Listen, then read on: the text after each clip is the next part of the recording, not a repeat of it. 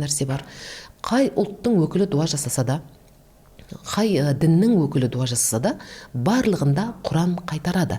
Өйткені ислам ақырғы дін, исламның үкімі жойылмайды, басқа діндердің үкімі жойылған, ал үкімі жойылмайтын дін, үкімі жойылған діндерге рухани қуат тұрғысынан олардан үстем болады. Сондықтан Құран арқылы емделмейтін нәрсе жоқ, оған біздің үнемі өзіміздің әрбір іс тәжірибемізде көзіміз жеткен. Бізде Инстаграмда барлық адамдардың бала-шағалары жүр, байлықтарын көрсетеді, демалыстарын көрсетеді дегенде жетістіктерін салып жатады. Менің өзімнің түсінігімде, өзімнің ойымда ешқандай көз, ешқандай дуа менің еркімсіз маған әсер ете алмайды.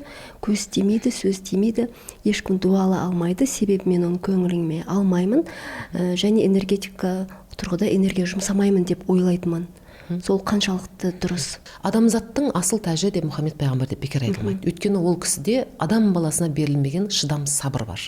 Адам баласына берілмеген ерік жігер бар. Адам баласына берілмеген бір рухани қуат бар. Оны ол кісінің өмірінде көп деген нәрседен түсінуге болады. Мысалға, бірақ нәрсені айтайықшы.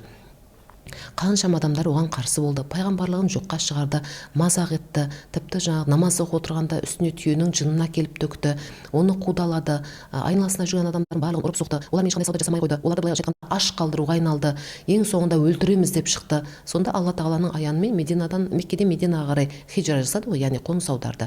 Одан кейін де көптеген зардаптар шекті, қаншама соғыстар болды. Сол соғыста пайғамбарға қарсы қару көтеріп, тіпті оны таспен ұрды, айналасына жүрген адамдардың барлығын ұрып соқты, олармен ешқандай сауда жасамай қойды, оларды былайша айтқанда аш қалдыруға айналды, ең соңында өлтіреміз деп шықты. Сонда Алла тағаланың аянымен Меккеден Мединаға қарай хиджра жасады ғой, яғни қоныс аударды.